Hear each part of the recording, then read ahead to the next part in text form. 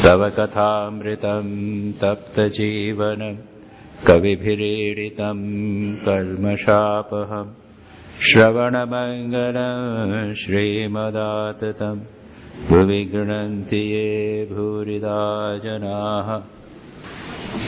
हमने 78वां परिच्छेद समाप्त कर लिया था। काफी लंबा परिच्छेद था और उसमें काफी महत्वपूर्ण बातें भी थी।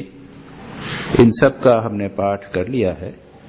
आज से हम 79वां परिच्छेद प्रारंभ करते हैं। इसमें भी बहुत सी महत्वपूर्ण बातें विद्यमान हैं। मास्टर महाशय प्रारंभ से ही यहाँ पर थे। श्री राम कृष्ण दक्षिणेश्वर में है और कुछ भक्तों के साथ ये बातचीत कर रहे हैं। प्रवीण भक्त हैं, यानी मैच्योर भक्त हैं, समझदार हैं। प्राण कृष्ण हैं, मास्टर राम, गिरीश, गोपाल आदि। शनिवार 5 अप्रैल 1884 ईस्वी सुबह के 8 बजे हैं।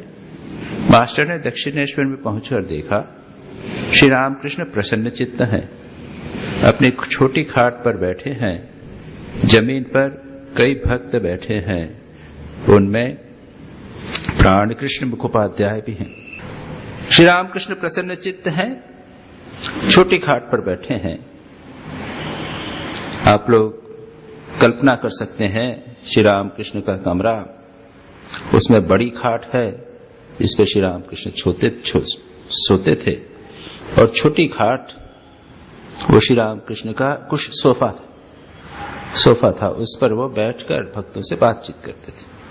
और नीचे चटाई बिछ जाती थी, उस पर भक्त आकर बैठ जाते थे। उनमें श्रीयुक्त प्राण कृष्ण मुखोपाध्याय भी हैं। प्राण कृष्ण का यहां पर थोड़ा सा परिचय दिया गया है। जनाई के मुखर्जियों के वंश के हैं। उनका नाम है प्राण कृष्ण मुखोपाध्याय। जनाई नामक एक स्थान का है, उनके मुखर्जियों के वंश के हैं। मुखर्जी मुखोपाध्याय पूछा है, मुखोपाध्याय चट्टोपाध्याय, चट्टोपाध्याय का चटर्जी हो गया, मुखोपाध्याय का मुखर्जी हो गया। ये लोग ब्राह्मण होते हैं। कलकत्ते में श्यामपुकुर में रहते हैं। मैकेंजी लॉयल के एक्सचेंज नामक नीलाम घर के कार्याध्यक्ष हैं। He is the superintendent of a Mackenzie loyal exchange, जो एक नीलाम घर या कुछ इस प्रकार का एक होगा, जो ईस्ट इंडिया कंपनी के लोग थे, गवर्नमेंट है उसका होगा, और उसको एम्प्लॉय किया है, उसके वे सुपरिंटेंडेंट। ये गृहस्थ तो हैं, परंतु वेदांत चर्चा में उनकी बड़ी प्रीति है। श्री रामकृष्ण देव की बड़ी भक्ति करते हैं। कभी कभी उनके दर्शन कर जाया करते हैं। अभी अभी एक दिन श्री रामकृष्ण को अपने घर ले जाकर उन्होंने उत्सव मनाया था। ये बाग बाजार के घाट में रोज प्रातःकाल गंगा स्नान करते हैं और वहां कोई नाव ठीक हो गई तो उस पर चढ़कर सीधे दक्षिणेश्वर श्री रामकृष्ण के दर्शन के लिए चले आते। आज भी इसी तरह उन्होंने नाव किराए पर की थी। नाव जब किनारे से आगे बढ़ी तो उसमें लहरों की टक्कर लगने लगी। मास्टर भी उनके साथ थे। उन्होंने कहा, मुझे उतार दीजिए, डर लगा डूब जाए। प्राण कृष्ण और उनके दूसरे मित्र समझाने लगे, अरे कुछ नहीं, क्यों घबराते हो, तो होता ही रहता है, कुछ डूबती नहीं है ऐसी नाव, थोड़ी बहुत झोंके लगेंगे इत्यादि। लेकिन उन्होंने कहा, नहीं, मुझे उतार दीजिए, मैं पैदल चलकर दक्षिणेश्वर जाऊंगा। लाचार होकर उन्हें उतार देना पड़ा। ये कहां पर था? ये है बाग बाजार। बाग बाजार कुछ तो दूरी तो है, 1-2 किलोमीटर तो होगा दक्षिणेश्वर से। अगर आप कलकत्ता बाग बाजार जाएं तो पता चलेगा आपको, वो गंगा के किनारे ही पड़ता है। जो हो, मास्टर ने पहुंचकर देखा वे लोग बहुत पहले ही पहुंच गए। नौका से तेजी से गए, ये लोग आप धीरे धीरे पैदल चल के गए। श्री रामकृष्ण से वार्तालाप कर रहे हैं। श्री रामकृष्ण को साष्टांग प्रणाम करके वे भी और एक और बैठ गए। ये प्राण कृष्ण, इनके संबंध में 2-1 बातें और हैं। इनको मोटा बामन कहा करते थे। मोटे थे, स्थूल शरीर था, मोटे थे, जो मोटा बामन, श्री रामकृष्ण मोटा बामन कहा करते थे और मजाक भी किया करते थे। एक बार आता है, श्री रामकृष्ण कहते हैं कि एक बार प्राण कृष्ण के घर गया, देखा वो उदास बैठे हुए। तो क्या बात है, क्यों उदास हो? तो क्या टैक्स वाले आए, कोई टैक्स नहीं दिया, हाउस टैक्स नहीं दिया होगा या कोई टैक्स नहीं दिया गया, टैक्स वाले आए हैं, अगर टैक्स नहीं देगो तो घर को नीलाम कर देंगे, कैप्चर करके नीलाम कर देंगे, इसलिए उदास बैठे थे। श्री रामकृष्ण ने भी मजाक करते हुए कहा, अरे तुम क्यों घबराते हो, तुम तो ख हो, ख यानी आकाश। और ये वेदांत चर्चा किया करते थे ना, तो वेदांत चर्चा में कहते थे मैं ख हूं, मैं आकाश के समान हूं। इसी से जब बात करते श्री रामकृष्ण का, तुम काहे की चिंता करते हो, तुम तो ख हो। जो वेदांत को अपने जीवन में उतारना इतना आसान नहीं है। आत्मा अजर अमर आकाशवत सर्वव्यापी है, ऐसा कहना और उसके अनुसार जीवन व्यतीत करना, इसमें बहुत अंतर। खैर, श्री रामकृष्ण के पास मास्टर पहुंचे और पहुंचकर उन्होंने साष्टांग प्रणाम करके एक बार पास में बैठ गए। श्री रामकृष्ण क्या कह रहे हैं उसके पहले कुछ बात हुई होगी जिसका उल्लेख यहाँ पर नहीं है, क्योंकि मास्टर थोड़ी देर से पहुंचे। किसी ने प्रश्न किया होगा, कोई विषय चल रहा है, वही हमको यहाँ पर पता चलेगा। श्री रामकृष्ण प्राण कृष्ण से कहते हैं परंतु, यहां से परंतु से कभी कोई अध्याय या कोई विषय प्रारंभ नहीं होता, बट हाउएवर, लेकिन इससे कोई विषय प्रारंभ नहीं होता। मतलब ये कि कुछ बात चल रही है, तो बात चल रही होगी कि भगवान सब में विद्यमान है, संसार के सभी प्राणियों में, कीट पतंग में भी भगवान विद्यमान है, बुद्धिमान में भी विद्यमान है और जो ज्ञानी है उसमें भी विद्यमान है, ऐसी बात चल रही होगी। परंतु आदमी में उनका ज्यादा प्रकाश, क्यों? पंचेंद्रिय है आदमी, पंचेंद्रिय तो और भी प्राणी हैं जो आपके चतुष्पाद है, गाय बैल घोड़ा, इनकी भी 5 इंद्रियां हैं, वे भी चिंतन कर सकते हैं, उनका मस्तिष्क भी है। लेकिन भगवान मानव में क्यों प्रकाश है? मानव में विवेक बुद्धि है, वो सत असत का विवेक कर सकता है, विचार कर सकता है, क्या ठीक है क्या नहीं ठीक है, उसमें उतनी स्वाधीनता है। जो प्राणी है दूसरे, वे तो अपनी स्वचलित क्रियाएं, इंस्टिंक्ट जिसे कहते हैं, आहार निद्रा भय मैथुन, ये 4 के द्वारा परिचालित होते हैं। खाना पीना जीवन रहना वही है, उसके अतिरिक्त कोई चिंतन उनका नहीं होता। लेकिन मानव अपनी इंद्रियों को वश में कर सकता है, नई दिशा दे सकता है। धर्मो हि तेषाम अधिको विशेषो, मानव में धर्म अधिक है, यह मानव पशुओं से अधिक है, इसलिए मानव में परमात्मा का अधिक प्रकाश है। क्योंकि परमात्मा का प्रकाश मानव के मस्तिष्क के माध्यम से, माधव के कॉन्शियस माइंड, चेतन मन के माध्यम से अधिक प्रकाशित होता है। अगर कहो परंतु आदमी में उनका ज्यादा प्रकाश, अगर कहो अवतार कैसे सिद्ध होगा जिसमें भूख प्यास ये सब जीवों के धर्म है, संभव है कि उनमें रोग शोक भी हो, तो इसका यह उत्तर है कि पंचभूतों के फंदे में पड़कर ब्रह्म रो रहे हैं। क्या कहा? मानवों में भी तमोगुणी व्यक्ति है, भोग में लिप्त है, उसमें भगवान का प्रकाश कम है। सत्वगुण व्यक्ति, जब जहां पर शांत होता है मन, वहां पर आनंद अधिक प्रकाश होता है। सत्व का लक्षण है आनंद। भगवान गीता में कहते हैं, यदा ही सर्व इंद्रियेषु ज्ञानम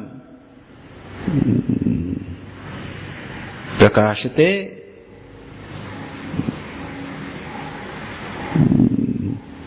अचानक श्लोक नहीं आ रहा है, जहां पर सभी इंद्रियों के अधिक प्रबल प्रकाशित होती हैं, तब समझो कि सत्वगुण बढ़ गया है। और क्या करता है? सत्वगुण भी बांधता है, किंतु कैसे? सुख संगेन बध्नाति, ज्ञान संगेन, ज्ञान और सुख के कारण मानव को बांधता है। सच्चिदानंद हमारा स्वरूप है, ये सत्य चित्त, ये जो सत्य है, एग्जिस्टेंस है, अस्तित्व है, यह तो इस टेबल में भी है, इसमें भी है, सब में है, माइक में भी है, लेकिन चित्त कहाँ है? चैतन्य कहाँ है? पशुओं में, मानवों में, सब में है। और आनंद कहाँ है? जो सत्वगुणी व्यक्ति है उसके शांत मन में आनंद का प्रकाश है। तात्पर्य यह है कि सच्चिदानंद परमात्मा सात्विक पुरुषों में अधिक प्रकाशित है, और इन सात्विक पुरुषों में, महापुरुषों में, उससे सबसे अधिक अवतार। यहां पर यही कहते हैं कि अवतार कैसे सिद्ध होगा? अवतार में तो अत्यधिक ऐश्वर्य होता है। ईश्वर किसको कहा? जिसमें ऐश्वर्य है, जगत की सृष्टि स्थिति प्रलय करने की शक्ति जिसमें है, उसको हम हिंदू धर्म में ईश्वर कहते हैं। जो ब्रह्म है वो तो निर्गुण निराकार है, जीव है उसमें शक्ति नहीं है। सच्चिदानंद जब ईश्वर बनता है तो उसमें जगत की सृष्टि स्थिति प्रलय करने की, कृपा करने की इत्यादि की शक्ति होती है, ऐश्वर्य होता है। जो अवतार हैं वो शक्ति के अवतार होते हैं, याद रखिए। ब्रह्म की दृष्टि से सभी में एक ही ब्रह्म विद्यमान है, सच्चिदानंद सब में विद्यमान है। श्री रामकृष्ण कहते हैं शक्ति का भेद।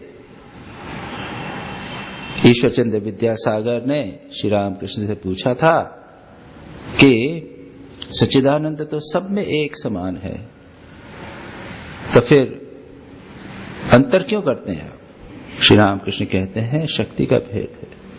फिर कहते हैं कि तुम में ज्ञान भक्ति अधिक है दूसरे लोगों से, इसलिए तो तुमको देखने आए हैं, तुम्हारे के दो सींग थोड़े हो गए। तो ये शक्ति के भेद को स्वीकार करना चाहिए, तभी ईश्वरत्व स्वीकृत होता है। और यह ईश्वर अवतार ग्रहण करता है जगत कल्याण के लिए। अब प्रश्न यह है कि अगर अवतार कैसे सिद्ध होगा जिसमें भूख प्यास ये सब जीवों के धर्म है, ईश्वर के धर्म तो नहीं, जीव के भी धर्म, खाता पीता उठता बैठता है, बीमार हो जाता है। इसका उत्तर श्री रामकृष्ण कहते हैं पंचभूते फांदे ब्रह्म पड़े कांदे। पंचभूत के फांदे में, यानी पंचभूत कौन से भूत? आकाश, वायु, अग्नि, जल और पृथ्वी। ये जो शरीर है ये पंचभूतों से बना हुआ है। इसके चक्कर में पड़कर, यानी इसके अंदर जब जीव घुस जाता है तो उसकी शक्ति सीमित हो जाती है। इस शरीर के जो धर्म है, मन के धर्म है, वह उसके ऊपर आरोपित हो जाते हैं, उसे कष्ट पाना पड़ता है। श्री रामकृष्ण आगे कहते हैं, देखो ना, श्री रामचंद्र सीता के वियोग में रोने लगे थे, ब्रह्म रोता है। भगवान जब जन्म लेते तब रोते हैं। भगवान राम का जब जन्म लिया तो तुलसीदास जी वर्णन करते हैं, भय प्रकट कृपाला दीन दयाला कौशल्या हितकारी। आप लोग जानते हैं, हर्षित महतारी मुन मनहारी अद्भुत रूप विचारी इत्यादि। उसके बाद में क्या कहा? उपजा जब ज्ञाना प्रभु मुस्काना। माँ को ज्ञान हो गया और उनकी स्तुति की कि प्रभु तो तुम तो जगत के कल्याण करने वाले हो, आपकी स्तुति कैसे करें। भगवान को लगा, अरे राम राम, इनको ज्ञान हो जाएगा तो लीला नहीं चलेगी। उपजा जब ज्ञाना प्रभु मुस्काना। उसके बाद में क्या है? रोदन ठाना। और रोने लगे, जोर से, जोर जोर से ठान के रोने लगे। तब क्या हुआ? उनकी सुनी रोदन सुन के क्या हुआ? सब जगह आनंद हो गया। भगवान तो रो रहे हैं और लोग आनंद मना रहे हैं। बच्चा तो दुख हो रहा है, रो रहा है, लेकिन घर में क्या आनंद होता? अरे बच्चे का जन्म हुआ, बच्चे का जन्म।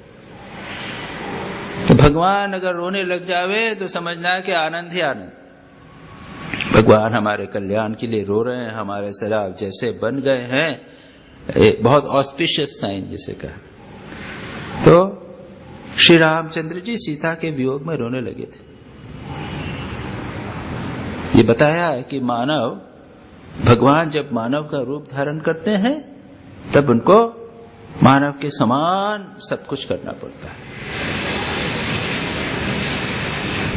अब श्री राम और भी मजेदार बात कहते हैं, जब हिरण्याक्ष का वध करने के लिए वराह का अवतार लिया, तब हिरण्याक्ष का वध हो जाने पर भी भगवान अपने धाम को नहीं गए थे, वराह के रूप में रहने लगे थे। वराह होगा, एक वराही होगी, विवाह हो गया, कुछ बच्चे भी हो गए थे, उन्हें लेकर एक तरह से बड़े मजे में रहते थे।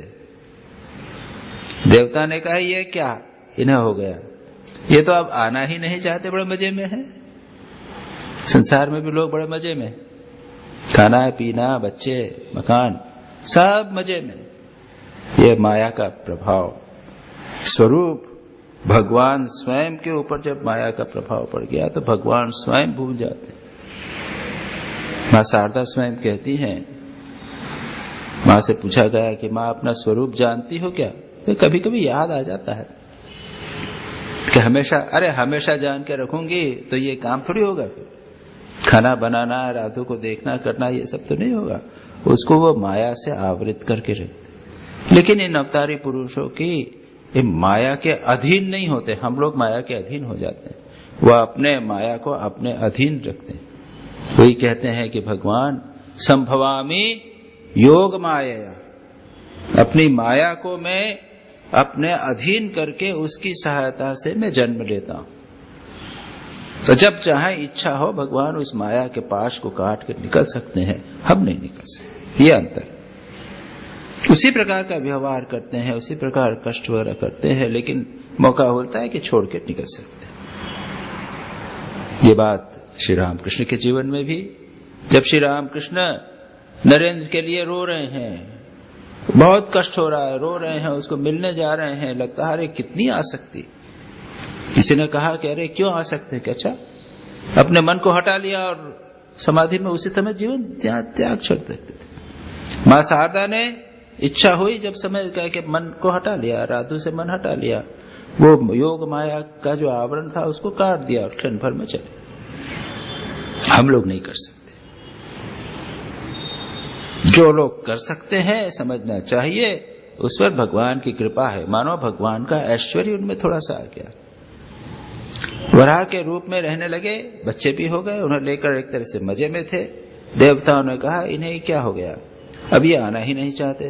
तब सब मिलकर शिव के पास गए और सब हाल उन्हें कह सुनाया।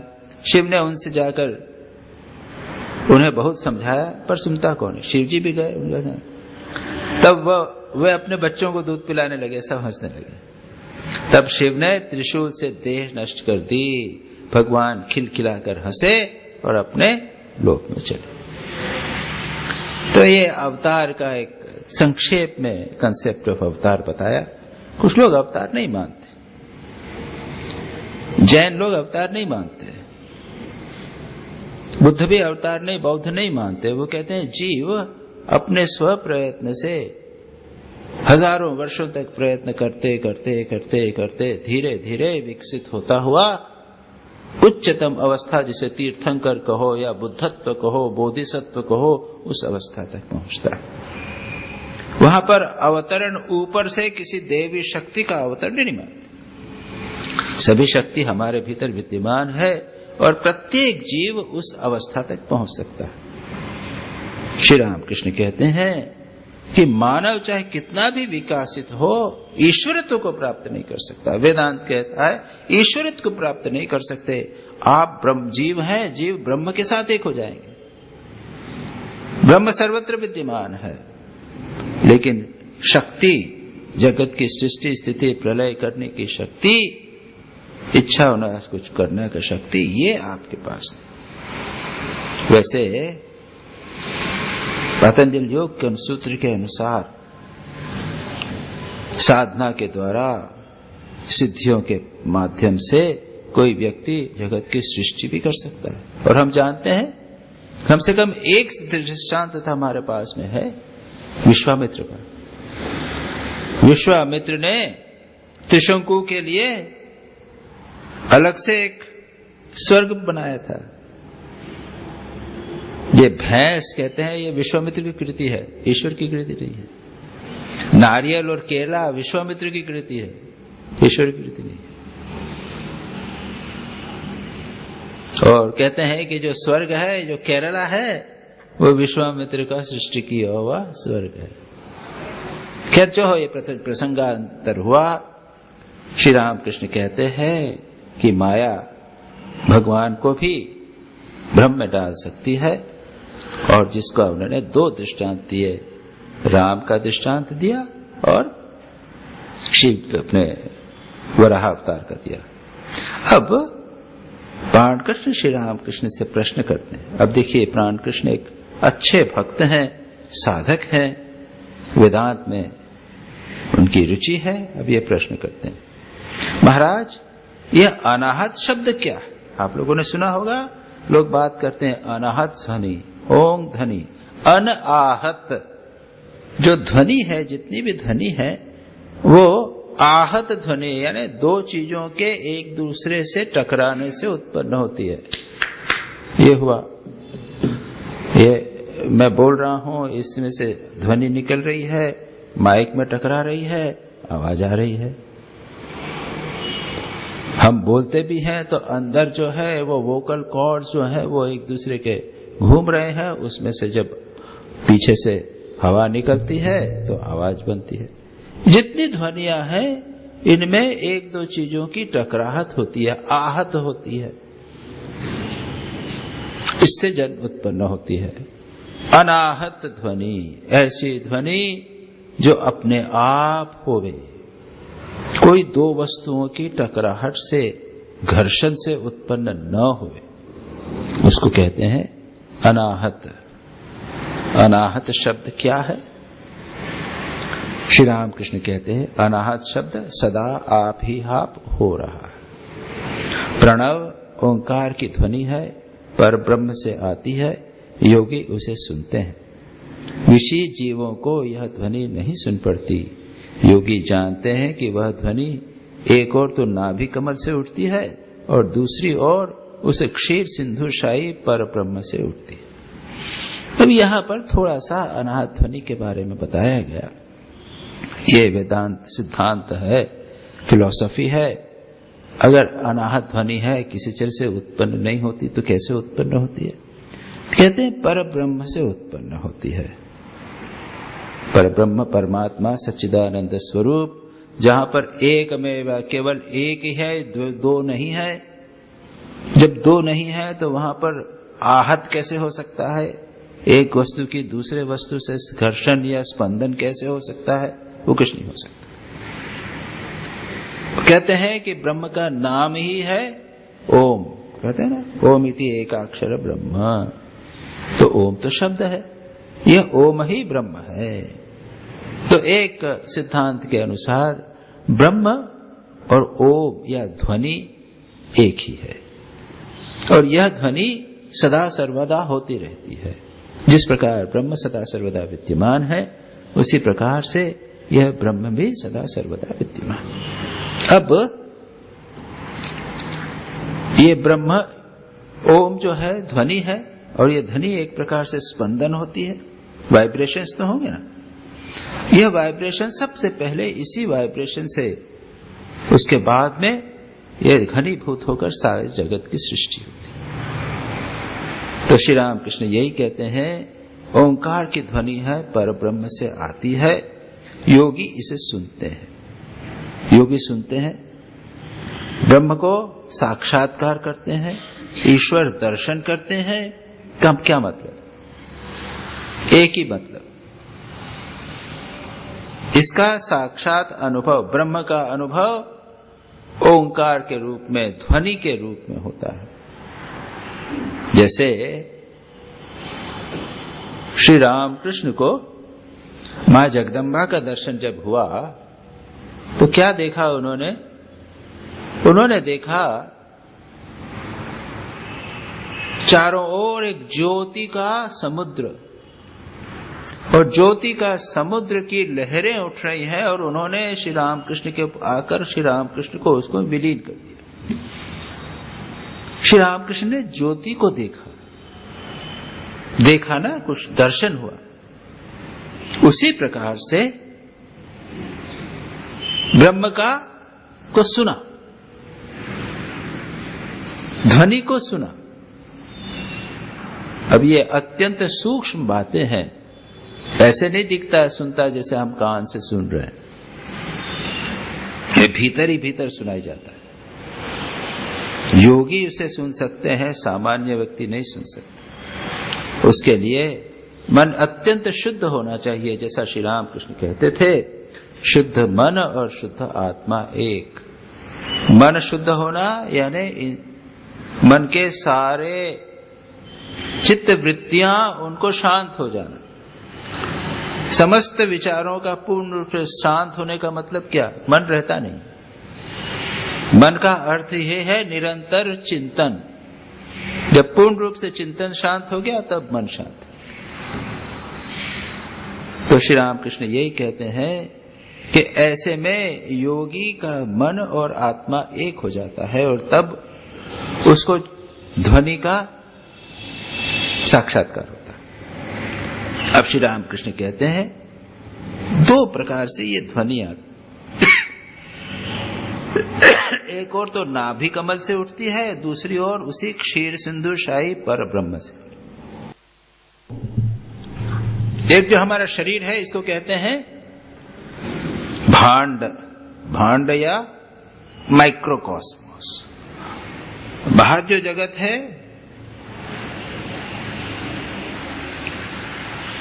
उसको कहते हैं मैक्रोकॉस्म, ब्रह्मांड।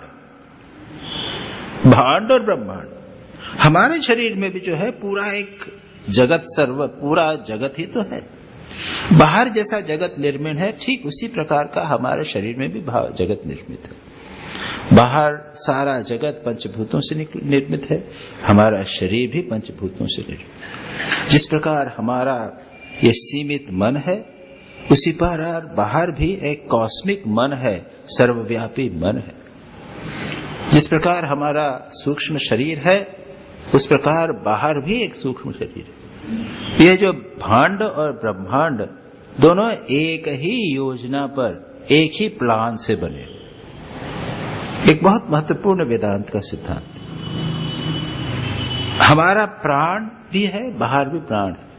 अगर हम अपने मन पर नियंत्रण कर ले तो उससे सारे जो कॉस्मिक मन है, जो सर्वव्यापी मन है, उसको नियंत्रित कर सकते। अगर हम अपने भीतर के प्राण को नियंत्रित कर लें तो हम सारे जगत में जो विद्यमान कॉस्मिक प्राण है उसको भी नियंत्रित कर सकते। ये सिद्धांत स्वामी विवेकानंद अपने राजयोग में उसको वर्णन करते हैं। तो श्री रामकृष्ण कहते हैं कि हमारे भीतर भी वो ओम या प्रणव ध्वनि उठ रही है और बाहर भी ध्वनि उठ रही है। बाहर कहां उत्पन्न हो रही है? क्षीर सिंधु शाही पर ब्रह्म से। क्षीर सागर में भगवान शेष शैया पर लेटे हुए हैं विष्णु। उनको यहां पर विष्णु नहीं कहा, पर ब्रह्म का। विष्णु शब्द का अर्थ भी यही है, जो सर्वव्यापी है। तो विष्णु ही पर ब्रह्म है, उनकी वहां से ध्वनि उठ रही है और वही ध्वनि हमारे नाभि कमल से भी उठ रही है। ये बताने का प्रयत्न किया जा रहा है कि यह जो ब्रह्म, ये शब्द ब्रह्म है, यह जो अनाहत शब्द है, यह सूक्ष्म स्तर पर भी है और स्थूल स्तर पर भी। ठीक है, एक फिलोसॉफिकल पॉइंट है, विषय उठा इसलिए मैंने आपको बता दिया। अब प्राण कृष्ण और भी प्रश्न करते हैं, महाराज परलोक कैसा है?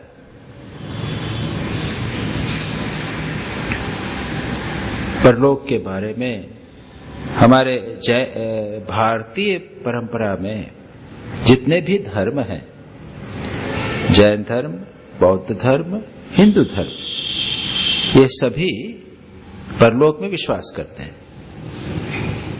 वैसे ईसाई धर्म और इस्लाम धर्म जो सेमेटिक रिलीजियस कहे गए हैं, यहूदी धर्म भी, ये भी विश्वास करते हैं कि मरने के बाद में स्वर्ग या नरक होता है।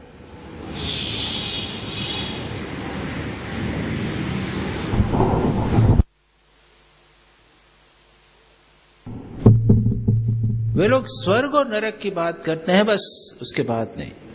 परलोक का अर्थ है या तो आप अपने कर्म के अनुसार स्वर्ग में जाएंगे या कर्म के अनुसार नरक में जाएंगे और वहां सदा सर्वदा पड़े रहेंगे, आवागमन नहीं है। हम लोग मानते हैं पूर्व जन्म भी है, यह जन्म भी है और भावी जन्म, भविष्य जन्म भी है। इसको हम कहते हैं परलोक, यानी मरने के बाद किसी न किसी लोक में जाएंगे। वो ऊर्ध्वलोक हो, अधोलोक हो, नरक हो, नीचे वाले लोक हो या स्वर्ग हो। तो प्रश्न किया गया, महाराज परलोक कैसा है? श्री रामकृष्ण कहते हैं, केशव सेन ने भी यह बात पूछी थी। जब तक आदमी अज्ञान दशा में रहता है, जब तक ईश्वर लाभ नहीं होता, तब तक जन्म ग्रहण करना पड़ता है। ज्ञान हो जाने पर फिर इस संसार में नहीं आना पड़ता, पृथ्वी में या किसी दूसरे लोक में नहीं जाना पड़ता। एक बार ज्ञान हो गया तो पता चलता है कि आत्मा न कहीं जाता है न आता है, वो तो सदा सर्वदा सर्वत्र विद्यमान। तो जाता कौन है? सूक्ष्म शरीर। आत्मा और सूक्ष्म शरीर वो मिले हुए रहते हैं। यह देह स्थूल शरीर छूट जाता है, लेकिन सूक्ष्म शरीर के अंदर संस्कार बने रहते हैं। भोग के संस्कार है, सुख दुख के संस्कार पड़े हुए हैं, अच्छे बुरे कर्म किए उसके संस्कार पड़े हैं। उस संस्कार के अनुसार आपको पुनः जन्म प्राप्त होगा। आपने खूब पुण्य कर्म किए हैं तो पुण्य कर्म के फलस्वरूप आपको सुख मिलना चाहिए, लेकिन इस शरीर में तो मिला नहीं, तो क्या होगा? जो कार्य कारण श्रृंखला है, जैसा करोगे वैसा भरोगे, ये सिद्धांत है, वेदांत का सिद्धांत है। अगर इसको नहीं माने तो दार्शनिक दृष्टि से समस्या होती है। उस समस्या को कहते हैं अकृत कर्मनाश और अकृत अभ्यागम और कृत कर्मनाश। जैसे क्या मतलब? मैंने किसी व्यक्ति को चांटा मारा, किसी को मैंने कष्ट दिया, तो कष्ट देता रहूं, वो बेचारा भोगता रहेगा? तो मैंने जो कर्म किया उसका फल नहीं मिलेगा मुझे?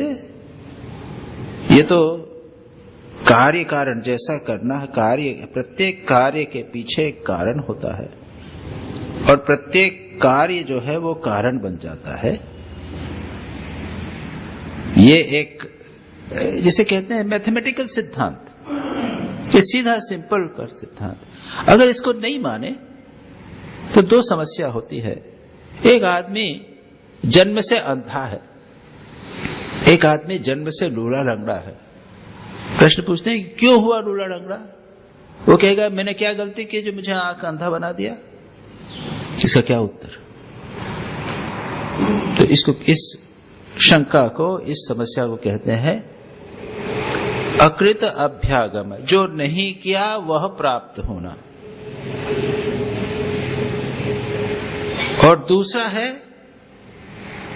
मैंने इतना सारा पुण्य किया, जीवन में भला किया और सारे जीवन में दुख भोगता रहा, क्या मुझे सुख नहीं मिलेगा? नहीं मिलेगा। तो क्या हुआ? इस जन्म में के बाद सब खत्म हो जाएगा। तो क्या हुआ? कृत कर्म नाश। जो कर्म किया वो सारे कर्म का नाश हो जाएगा। इसलिए कहते हैं ऐसी बात नहीं है। आपने जो पहले किया था उसके अनुसार आपको आज का जन्म मिला है, और अगर आप अच्छा करेंगे तो अगला जन्म भी अच्छा मिलेगा। ये कार्य कारण श्रृंखला ये महत्वपूर्ण है। संसार की समस्त वस्तुओं के पीछे, समस्त क्रियाओं के पीछे कोई कार्य विद्यमान है कि नहीं? सिंपल लॉजिक जिसे कहते हैं, तर्क। अगर इसे स्वीकार करते हैं तो हमें पूर्व जन्म और भविष्य जन्म इसमें को स्वीकार करना पड़ेगा। जो शुभ कर्म करने से शुभ लोक मिलेंगे, स्वर्ग लोक मिलेगा, गंधर्व लोक मिलेगा, पितरों का लोक मिलेगा, देवताओं का लोक मिलेगा, अलग अलग इंद्र लोक, ऐसे ऐसे लोकों का वर्णन है। जैसा जिसका कर्म होगा उसमें आप भोग करेंगे। उसके बाद अगर नहीं होगा तो नीचे वाली गति मिलेगी, आप जानवर बन जाएंगे या तिरियक यानी रेंगने वाले बन जाएंगे। आपको एक दो सेंसेस होंगे, दूसरे नहीं होंगे, या और भी खराब काम करें तो नरक में जाए। तो श्री रामकृष्ण कहते हैं कि केशव सेन ने यह बात पूछी थी, तब मैंने कहा था जब तक अज्ञान दशा में है तब तक जन्म ग्रहण करना पड़ेगा, परलोक होगा, या तो मनुष्य लोक में या फिर प्राणी जगत में या फिर तिर्यक जगत में या नरक में या स्वर्ग में। लेकिन जब ज्ञान हो जाएगा तब क्या होगा? कहते हैं ईश्वर जन्म ग्रहण, ईश्वर दर्शन जब हुआ तब क्या होगा? फिर स्वर्ग नरक कुछ नहीं, फिर आना जाना नहीं, कोई परलोक नहीं। क्यों? ईश्वर का दर्शन यानी अपने स्वरूप का ज्ञान। और स्वरूप क्या है? मैं सच्चिदानंद स्वरूप हूं जो कभी मरता नहीं है, कोई जन्म नहीं लेता, सदा सर्वदा विद्यमान। मैंने अपने मन और शरीर को के साथ उसका संबंध स्थापित कर लिया है, अध्यासित हो गया है, उसके ऊपर मैंने आरोपित कर लिया है। मैं अपने आप को शरीर समझने लगा हूं, मैं अपने आप को मन शरीर कर समझने लगा हूं, और इसलिए जन्म होता, अन्यथा नहीं। एक बार मैंने जान लिया कि मैं सच्चिदानंद स्वरूप आत्मा हूं, मैं ब्रह्म के साथ एक हूं, तब क्या होगा? जो मैं कर्म कर रहा हूं तो कहूंगा मैं तो नहीं कर्म कर रहा, ये तो शरीर कर्म करना है या मन कर्म कर रहा है, मैं नहीं कर रहा हूं, मैं उससे भिन्न हूं। ऐसा व्यक्ति पुण्य करेगा तो भी कहेगा कि मैं पुण्य नहीं करता, न पुण्य करता हूं न पाप करता हूं, न पुण्यम न पापम न सौख्यम न दुखम न मंत्रो न तीर्थम न वेदा न यज्ञ अहम भोजनम नैव भोज्यम न भोक्ता चिदानंद रूप शिवोहम शिवो। मुझे न पुण्य है न पाप है, न सुख, पुण्य का फल सुख भी नहीं है और दुख भी नहीं है, न पुण्यम न पापम न सौख्यम दुख न मंत्रो न तीर्थम, मुझे मंत्र की जरूरत नहीं, तीर्थ की जरूरत नहीं, वेद भी नहीं, यज्ञ भी नहीं, मैं न भोक्ता हूं न भोज्य हूं न भोजन हूं।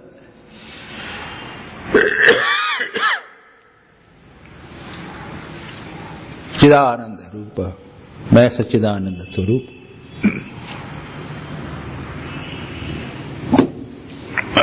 एक बार हो गया, उसके बाद कौन कहां जाता? आत्मा सर्वत्र विद्यमान, सब समय विद्यमान, वो नबी के मरता है न जन्म। हमारी आत्मा बचपन जब से थी वो अभी तक बड़ी हो गई, आत्मा विद्यमान है, वैसी की वैसी बनी, मैं वैसा के वैसा ही बना। ये शरीर और मन ने अच्छा बुरा जो किया उसके अनुसार उन्होंने फल प्राप्त कर लिया इसी जन्म में कुछ। अपने आत्मा में प्रतिष्ठित हो जाओ, ये स्वर्ग नरक सब समाप्त हो जाए। लेकिन हम क्या चाहते हैं? हम चाहते हैं जरा स्वर्ग का मजा तो लिया जाए। हम लोग थोड़ा स्वर्ग का मजा लेना चाहते तो ठीक है, फिर नरक का भी मजा लो। वे घूमना फिरना चाहते हैं, थोड़ा फॉरेन घूमना चाहते हैं, जरा चलो बर्फ पड़ रही है, कुल्लू मनाली चलो, वहां पे गुलमर्ग के अंदर तो बर्फ जमी है, लोग स्केटिंग कर रहे हैं, चलो वहां बढ़िया मजादार है, हिल स्टेशन में चलो, बढ़िया पुण्य किया, खूब पैसा कमाया, करो। तो जब तक ये है तो फिर वो नरक का भी जब भोग खत्म हो जाएंगे, बुढ़ापा आएगा, तब क्या होगा?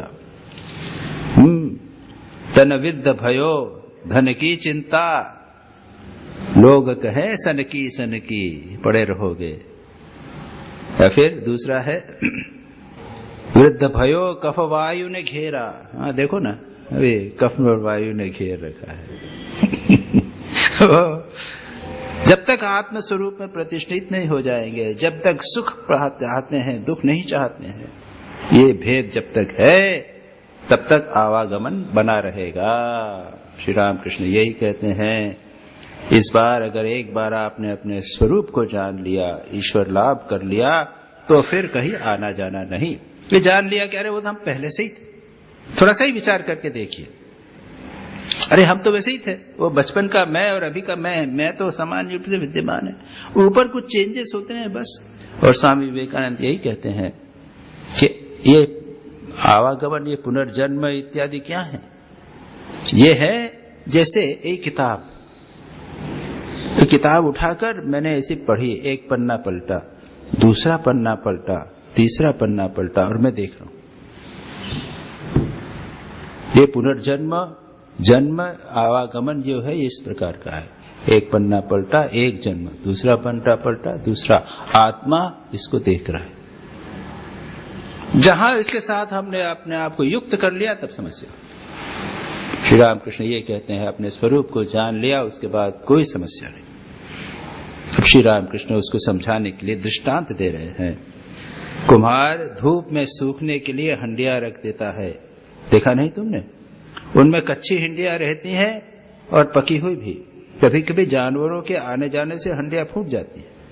उनमें जो हंडी पकी हुई होती है उन्हें कुम्हार फेंक देता है, क्योंकि वो फिर भिगा के उसकी मिट्टी काम नहीं, उससे फिर उसका काम कोई नहीं चलता। और अगर कच्ची हंडी फूटी तो कुम्हार उसे ले लेता है, भिगोकर गाला बनाकर चाक पर फिर चढ़ा देता है, उससे फिर दूसरी हंडी तैयार करता है। इसी तरह जब तक ईश्वर दर्शन नहीं हुए, तब तक कुम्हार के हाथ जाना पड़ता है। अर्थात इस संसार में घूम घाम कर आना होगा। जब तक पके नहीं, एक बार मिट्टी हंडी पक गई, उसके बाद टूट गई, तो वो जो मिट्टी है उसको फेंक देना पड़ेगा। वो वापस मिट्टी नहीं बन सकती, वो तो पक्का हो गया। जो कच्चा है उसको फिर वो पानी डाल डूल के गाला बना के, वो लंप बना के उसको फिर बना सकता है। इसलिए जितनी जल्दी हो पक जाइए बस। उसके बाद में फिर ये कुम्हार, भगवान रूपी कुम्हार देखेंगे, अरे ये तो पक गया, इसको मैं वापस चक्कर में नहीं डाल सकता। दूसरा दृष्टांत देते हैं, उबाले हुए धानों के गाड़ने से क्या होगा? फिर उससे पेड़ नहीं होता। मनुष्य यदि ज्ञानाग्नि में सिद्ध हो जाए तो फिर नई सृष्टि के काम का नहीं रहता, वह मुक्त हो जाता है। दूसरा दृष्टांत, पक गए। आप अगर धान है उसको भूंज लो, गेहूं के दाने हैं, चावल है, उनको अगर आप भूंज लिया तो फिर वो डालोगे तो नहीं होगी, दिखते हैं वैसे के वैसे ही। उसी प्रकार से पक जाइए, ज्ञानाग्नि में सिद्ध हो जाइए, ज्ञान के द्वारा अपने स्वरूप को जान लीजिए, तब उसके बाद में ये आने जाने का, आवागमन का चक्कर नहीं रहता। पुराणों के मत में है भक्त और भगवान, मैं एक अलग और तुम अलग। शरीर एक पात्र है जिसमें मद बुद्धि अहंकार रूपी पानी है। ब्रह्म सूर्य स्वरूप है, इस पानी में उनका प्रतिबिंब गिर रहा है। भक्त ईश्वर का वही रूप देखता है।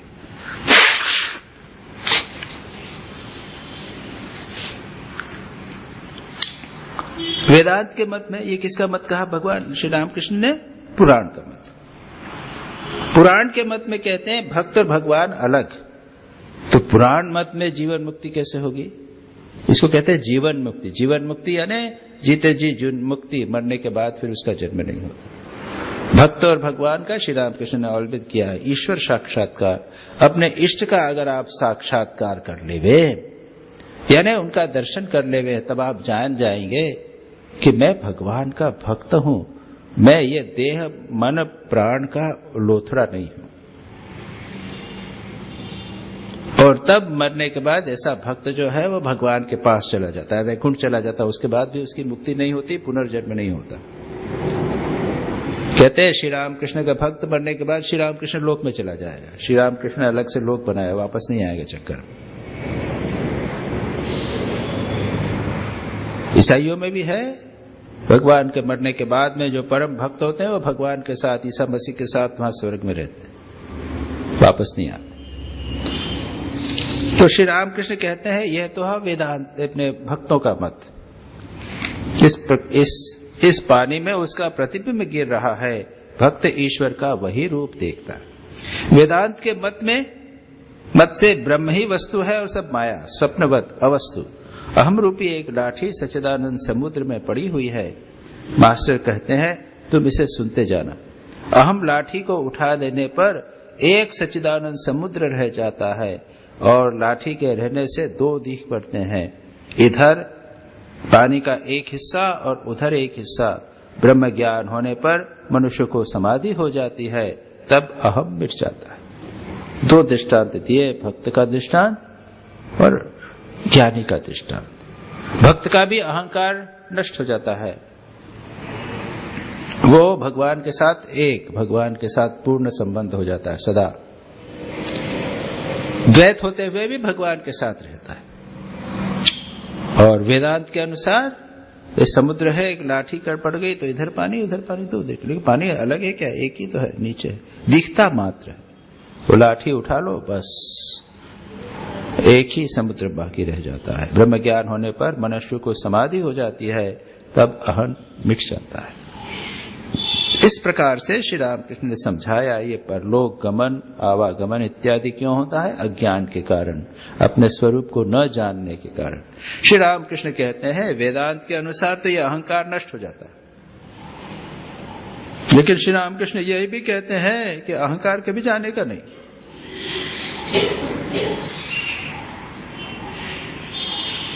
जो ज्ञानी है वो कहता है अहम ब्रह्मास्मि, मैं ब्रह्म हूं। अहम रहता है लेकिन ब्रह्म के साथ एक कर दिया। भक्त कहता है न अहम, मैं नहीं। श्री रामकृष्ण कहते हैं भक्त का अहंकार तो जाने का है नहीं, तो क्या करो? उसको भगवान के साथ जोड़ दो। क्या करो? उसको कहो मैं भगवान का दास हूं, भगवान का सेवक हूं, भगवान की संतान हूं, भगवान मेरी मां है। ये मैं रहे, लेकिन ये इसको बोलते हैं पक्का मैं श्री रामकृष्ण। किंतु लोक शिक्षा के लिए शंकराचार्य ने विद्या का अहम रखा था। थोड़ी सी भिन्न बात की, अहंकार क्यों? भक्त का अहंकार जो ज्ञानी का अहंकार है, उसके बाद में ज्ञानी अहम ब्रह्मास्मि हो गया, अहंकार जब विलीन हो गया ब्रह्म के साथ, फिर कौन किसको ज्ञान देगा? लेकिन जो अधिकारी पुरुष हैं, अवतारी पुरुष हैं, वो इस अहंकार को रखते हैं विद्या का मैं, जगत कल्याण के लिए, उपदेश देने के लिए। स्वामी ब्रह्मानंद जी कहते थे कि मैं जब कभी कभी मेरी ऐसी स्थिति होती है कि मैं सबको ब्रह्म देखता हूं, तब मुझे लगता है कि मैं किसको उपदेश दूं, ये तो सब ब्रह्म है। लेकिन जब एक निम्न स्थिति आती है तब मुझे लगता है नहीं, इनको मैं सब विभिन्न प्रकार के जीव देखता हूं, लगता है कि इसमें थोड़ा ज्ञान है, उसको सब मदद कर दूं इत्यादि। तो गुरु में भी ये संभावना होती है, ये कर सकता है। श्री रामकृष्ण कहते थे और अन्य शास्त्रों में भी है कि ब्रह्म ज्ञान होने के बाद में बड़ी समस्या होती है। ब्रह्म ज्ञान होने के बाद में न गुरु शिष्य तो कुछ रहता ही नहीं, इसलिए जो ब्रह्मज्ञानी है उसका उपदेश देना बड़ा मुश्किल होता है। वो कैसे उपदेश दे? उसको सब जगह ब्रह्म दिखाई देगा। वो उच्च लेवल से नीचे थोड़ा सा आके फिर उपदेश देते। प्रश्न ये है कि ब्रह्म का साक्षात्कार जिसने किया है वही तो उपदेश दे सकता है, वही तो जगत का कल्याण कर सकता है। जो उपनिषद लिखे हैं, उपनिषदों के उपदेश जो हैं, ये किसने दिए हैं? ब्रह्मज्ञानी लोगों ने ही तो दिए हैं। इसमें प्रश्न उठता है, शंका उठती है, वेदांत में विचार जब होता है, अरे उन्होंने तो ब्रह्म साक्षात्कार, जगत को मिथ्या देख लिया है, सब एक ही आत्मागत देख लिया, वे उपदेश कैसे दे सकते? और अगर आप कहो कि निम्न प्रकार का व्यक्ति उपदेश देता है तो बात तो जमती नहीं है। अरे उसको साक्षात्कार नहीं हुआ, वो कैसे उपदेश देगा? साक्षात्कार जिसमें व्यक्ति में हुआ वही तो उपदेश दे सकता है, सिद्ध है वही तो उपदेश दे सकता है, तो ये कैसे होगा? तो उसके उत्तर में कहते हैं वो उस स्तर से थोड़ा नीचे आ जाते हैं, अविद्या के लेश को रख सकते हैं, या कहते हैं अविद्या का नहीं, विद्या माया रख लेते हैं जगत कल्याण के लिए। माया तो है लेकिन विद्या माया, अविद्या माया नष्ट हो गई।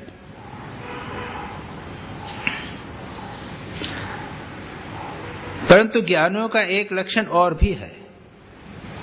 कोई कोई सोचते हैं मैं ज्ञानी हो गया। ज्ञान का लक्षण क्या है?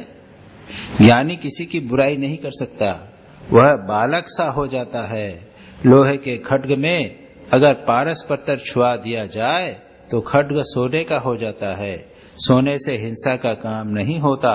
बाहर से भले ही जान पड़ता हो कि इसमें राग अहंकार है, परंतु वास्तव में ज्ञानी में यह कुछ नहीं रहता। ये ज्ञानी का लक्षण दो दृष्टांत दिए हैं श्री रामकृष्ण ने। एक क्या कहा है? बालक जैसा हो जाता है, और दूसरा पारस पत्थर छूने से खड्ग जो है वो सोने का। और तीसरा दृष्टांत देखेंगे, दूर से जली रस्सी देखिए तो जान पड़ता है ये रस्सी पड़ी हुई है, परंतु पास जाकर फूंक मारिए सब राख होकर उड़ जाती है। क्रोध का अहंकार का बस आकार मात्र है, परंतु यथार्थ में क्रोध नहीं अहंकार, केवल दिखावा मात्र। बालक है, वो क्या है? किसी की बुराई नहीं कर सकता, बालक जैसा हो जाता है। किसी के प्रति राग द्वेष कुछ नहीं। अभी श्री रामकृष्ण तो बहुत सुंदर दृष्टांत देते हैं। अभी अभी खेल रहे हैं, एक क्षण भर के लिए अपने मित्र के साथ दूर नहीं रह सकते। जब दूर हो गए, जा रहे हैं तो रोने लग जाता है, क्षण भर में भूल जाता है। एक कपड़े पे आसक्त हो गया, कहता है मेरे बाबूजी ने दिया है, मैं नहीं दूंगा, मेरा है, और 2 मिनट बाद में उसको छोड़ के चला जाए। एक घर बनाया है, बढ़िया प्रयत्न से घर बनाया है, कोई हाथ लगाया तो चिल्लाने लग जाता है, थोड़ी देर में तोड़ के चला जाएगा, छोड़ के चला। किसी के बस में नहीं, किसी का अकल्याण नहीं कर सकता, क्योंकि वो कल्याण अकल्याण के परे, ज्ञान अज्ञान के परे उस स्थिति में रहता है। श्री रामकृष्ण इसी कहते हैं, लोहे का खड्ग अगर पारस पत्थर छुआ तो फिर सोने का हो गया, फिर वो धार नहीं रहती, उसमें वो ताकत नहीं रहती। अगर ताकत होती लोग सोने की तलवार बना, सोने की तलवार, लोहे की तलवार। सोने से हिंसा का काम नहीं होता। बाहर से भले जान पड़ता है इसमें राग अहंकार है, बाहर से दिखती है तलवार, बच्चे में राग दिखता है लेकिन है नहीं। वास्तव में ज्ञानी में यह कुछ नहीं रहता। और फिर देखा दूसरे जली हुई लकड़ी रस्सी की बात कही, अहंकार का क्रोध का आकार मात्र रहता है।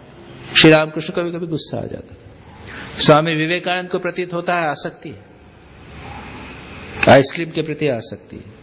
चॉकलेट आइसक्रीम है स्वामी जी, तो जाने के लिए तैयार हैं, जल्दी जल्दी जाने के लिए तैयार हैं। जैसे चॉकलेट आइसक्रीम कहा वो बस छोड़ दिया, वही बैठ गए, जाने नहीं, अब नहीं जा सकते। अरे कितनी देर के लिए? 2 मिनट के लिए, क्षण भर में छोड़ सकते हैं, सब कुछ दिखाई देता है। अमेरिका से जब लौट कर आ रहे थे, अंतिम बार जब लौट कर आ रहे थे, शिकागो में थे, वो हेल फैमिली के पास में थे। हेल फैमिली के साथ उनका बहुत घनिष्ठ संबंध था। ये 4 हेल सिस्टर्स जो थी वो उनकी बहनें थीं। उन्होंने बहुत सुंदर प्रश्न पत्र लिखे हैं, उन्हीं को लिखे हैं। और जब ऐसे समय गए थे स्वामी जी इन परिवार के साथ में, जब अमेरिका में बिल्कुल अकेले थे, और हेल सिस्टर्स और mister hello and Mrs hello ने उनको अपने पुत्र के समान रखा। वो जब वो अंतिम समय में दूसरे बार अमेरिका से गए थे, दूसरी बार जब लौट रहे थे, अंत में वो शिकागो आए, शिकागो से बाद में रवाना होकर भारत लौटने वाले थे। उस दिन वो रोए थे। क्यों? ये आसक्ति होती है, थोड़ी बहुत तो आसक्ति है। इस परिवार से कितना घनिष्ठ संबंध था मेरा, लेकिन अब मैं जा रहा हूं, इन लोगों से कभी नहीं मिलूंगा। वो जानते थे कि मृत्यु निकट आ गई। 1900 की बात है, संभव था ये 1900 की बात। 2 साल बाद उनका शरीर चला गया। तो आसक्ति प्रतीत, लेकिन हमारे जैसी आसक्ति क्या? हमारे जैसी आसक्ति तो बनी रहती है, प्रबल होती है, तोड़ना अत्यंत कठिन होता है। वो आसक्ति दिखाई देती है, अहंकार दिखाई देता है, श्री रामकृष्ण भी गुस्सा हो जाते थे। एक बड़ा सुंदर दृष्टांत है, मिलारेपा नामक एक संत, आप लोगों ने नाम सुना होगा। मिलारेपा पुस्तक भी है।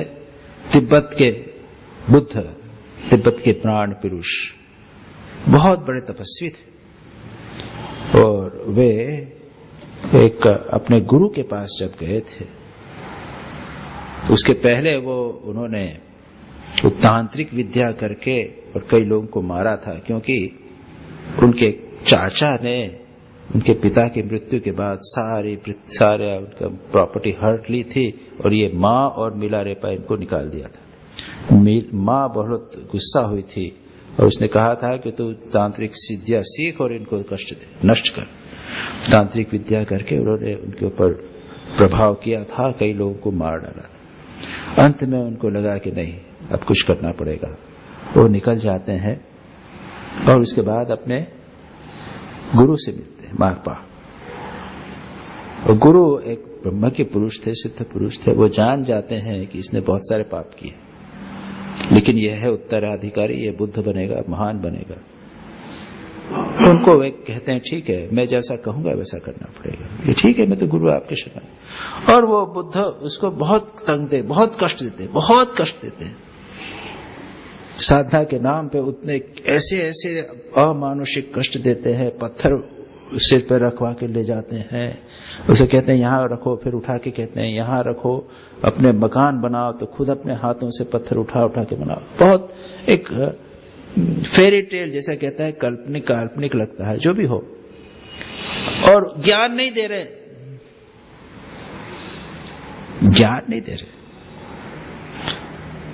उनकी गुरु पत्नी जो थी गुरु माँ, उसको दया आती है और वो प्रयत्न करती किसी तरह इनको मदद करने का। उसकी घटना बड़ी मजेदार है। अंत में वो जब जाते हैं उनके पास में, गुरु पत्नी भी वहां पे है, और कहते हैं ज्ञान दीजिए, तो ज्ञान देगा। उसको डंडा लेके मारने लगते हैं, ये भागते हैं वहां से। तो गुरु पत्नी छुप जाती है, मेरे को मार पड़ जाएगी। उसके बाद में जब वो शांत हो जाते हैं, फिर कहते हैं वो कहाँ गया, उसको बुलाओ। वो बुलाता है। फाइनली अंत में उनको वो ज्ञान प्रदान करते हैं। ये सारी प्रिपरेशन, उनको कष्ट देने की सारी प्रिपरेशन क्या थी? वो कह रहे थे कि तुमने इतने पाप किए हैं कि इतने कष्टों के माध्यम से, इतने कष्ट के द्वारा ही भूख धुल सकते हैं। थोड़ा सा बचा था कि ये गुरु पत्नी की दया ने उसको रोक दिया। मैं चाहता था कि जैसे सारा पाप नष्ट हो जावे, उसके बाद में तुमको कोई कष्ट नहीं हो, लेकिन अब ये थोड़ा सा कष्ट तुमको बाद में प्राप्त होना पड़ेगा। उनके जीवन में और आता है। बहुत गुस्सा हुए, लकड़ी लेके मारने दौड़े। कितना सब दिखावा, एक क्षण भर में शांत, क्षण भर में शांत। ये अनेक संतों के जीवन में आप प्राप्त करेंगे। बहुत गुस्सा, बहुत क्षण भर में सब शांत हो जाता। वो पानी पे खींची हुई लकीर के समान है। कितनी देर लगेगी? थोड़ी बहुत देर समाप्त हो जाए। श्री रामकृष्ण यही कहते हैं, क्रोध का, अहंकार का आकार मात्र रहता है, भीतर से नहीं रहता। दिखावा अहंकार का भी मैं, लेकिन भीतर नहीं। बच्चे में आसक्ति नहीं रहती। कभी कभी उसने अभी उसने घरौंदा बनाया, कोई उसे छू ले तो तिलक कर नाचने लगा, रोना शुरू कर दे, परंतु खुद ही थोड़ी देर में उसे बिगाड़ डालता है। अभी देखो तो कपड़े पर रीझ रहा है, कहता है मेरे बाबूजी ने दे दिया है, नहीं दूंगा, परंतु यह खिला ना दो, बस भूल जाता है, कपड़े को वहीं छोड़कर चला जाता है। ये सब ज्ञानी के लक्षण हैं। चाहे घर का बड़ा ऐश्वर्य, शीशे, मेज, तस्वीर, गाड़ी, घोड़े, परंतु दिल में आ जाए तो सब कुछ छोड़ छाड़ कर काशी को राह चढ़ गए। Test, this the test of spirituality. कैसे भी रहिए, आप देखिए, आज अगर मौका आ जाए तो कंधे पर जैसे खड़े हैं वैसे के वैसे जा सकते हो। जाने के लिए किसी को नहीं कहता हूं, यह टेस्ट है हम लोगों के जीवन, आध्यात्मिक जीवन का। ऐसी आसक्ति है क्या? क्षण भर में पीछे मुड़ के नहीं देखें। और मैंने दृष्टांत बताए हैं। श्री रामकृष्ण कहते हैं एक व्यक्ति कहता है, उसकी पत्नी कहती है कि मेरा भाई जो है उसको वैराग्य हो गया है, वो तो एक एक अपनी पत्नी छोड़ रहा है। तो वो कहता अरे ऐसे कोई छोड़ त्याग होता है? तो पत्नी कहती है तुम में तो कुछ नहीं है, तुम तो मेरे से आसक्ति पे पड़े हुए हो। अरे ऐसे नहीं होता, देख मैं चला। वो गमछा लेके स्नान करने जा रहे थे, वैसे के वैसे चल। ये त्याग। जगदानंद जी जो यामिनी रंजन चट्टोपाध्याय शास्त्र पढ़ा रहे थे,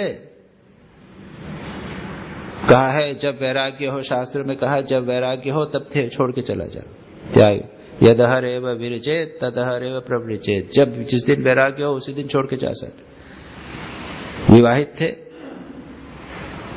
बाद में वाद विवाद हो गया कि नहीं नहीं ये तो गृहस्थों के लिए नहीं है, ये सन्यासियों के लिए है, या वानप्रस्थी या ब्रह्मचारी लोगों के लिए है, गृहस्थ नहीं छोड़ सकते। ये देखो मैं चला, वैसे के वैसे बैठे चले हुए थे बेलूर मठ, घर में पत्नी को बोलने तक लिए नहीं गए। ये टेस्ट। और उसके बाद पीछे मुड़कर नहीं देखना, सोचना नहीं अरे छोड़ के आया क्या हुआ, उसका क्या हुआ, ये सब कुछ। तो ये होता है ज्ञानी का लक्षण। सब घोड़े, मेज, तस्वीरें, गाड़ी, घोड़े छोड़कर एक दिन में चला जाए। वेदांत के मत में जागरण अवस्था कुछ भी नहीं है इत्यादि, इसको हम अगली बार करेंगे।